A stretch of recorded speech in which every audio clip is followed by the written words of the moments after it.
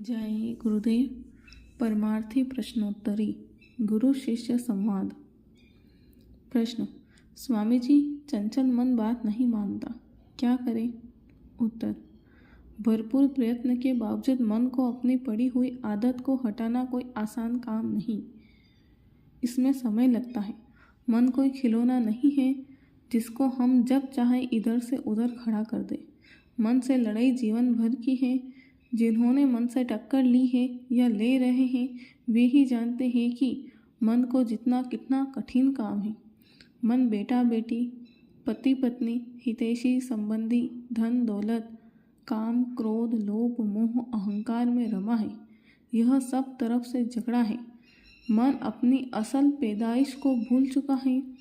जब तक यह अपने मूल स्थान पर नहीं पहुंच जाता यह शांत नहीं होगा।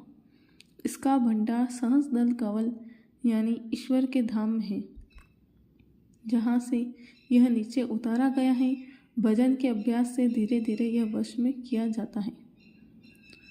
प्रश्न: स्वामी जी, ऊपर के मंडलों में रहने वाली जीवात्माओं के बारे में कुछ बताइए। उत्तर: ऊपर की जीवात्माएं उसी प्रकार दुख सुख और वासनाओं की शिकार है जिस प्रकार इस जड़ शरीर के मानव के जीव है। जिसके कर्म सबसे ज़्यादा खराब होते हैं उन्हें नरकों में दुख भोगना पड़ता है, और जिनके कर्म इससे जरा कुछ अच्छे होते हैं उन्हें भूत प्रेत की योनियों में भटकना पड़ता है। जिनके कर्म उनसे भी अच्छे होते हैं उन्हें देवलोक या पितृलोक में रहने दिया जाता है। इससे भी अच्छे कर्म वाले स्वर्ग और वैकुंठ में निवास करते हैं। अवतारों और उच्च स्तर के पैगंबरों और योगियों की आत्माएं ईश्वर के लोक यानी सहस दल कमल में अथवा उससे भी ऊपर ब्रह्मपद त्रिकुटी धाम में विहार करती है। वहाँ पर वे इन मंडलों का सुख बहुत लंबी अवधि तक भोगती है, और अंत में शुभ कर्मों की अवधि समाप्त होने पर फिर उन्हें इस मृत्यु लोक में जन्म लेना पड़ता है। राजा महाराजा सेठ साहूकार अथवा अच्छे संपन्न घराने में उनको जन्म दिया जाता है। प्रश्न: स्वामी जी, सुमिरन कैसे करना चाहिए? उत्तर: 5 नामों का भेद जब मिल गया तो सुमिरन करते समय जब माला फेरो तब मन को साथ रखो। सुमिरन करते समय मन संसार में घूमता रहा तो यह सुमिरन नहीं हुआ। मन को साथ लेकर सुमिरन करो। 2-4 दाने तो नाम के सुमिरन में निकाले, फिर 10-15 दाने और निकल गए, पर मन कहाँ चला गया यह पता नहीं। मन तो संसार के कामों के चिंतन में लग गया। ऐसा भी होता है कि कुछ लोग सुमिरन करते ही मन के गुनावनों में लग जाते हैं, कुछ झपकी लेने लगते हैं और यह भी पता नहीं कि किस नाम का सुमिरन कर रहे हैं। जब ख्याल आता है तो याद नहीं रहता कि किस नाम का सुमिरन कर रहे थे। इस प्रकार के सुमिरन से कोई लाभ नहीं होता।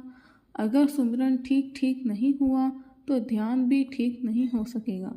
सुमिरन और ध्यान ठीक नहीं होगा तो भजन भी नहीं बनेगा। इसलिए कहा है कि सुमिरन परमार्थ की कुंजी है।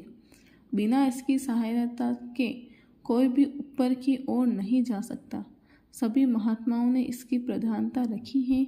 सुमिरन ही से हर स्थान के धनी प्रसन्न होकर अपना द्वार खोल देते हैं, तब यह जीव आगे जा सकता है।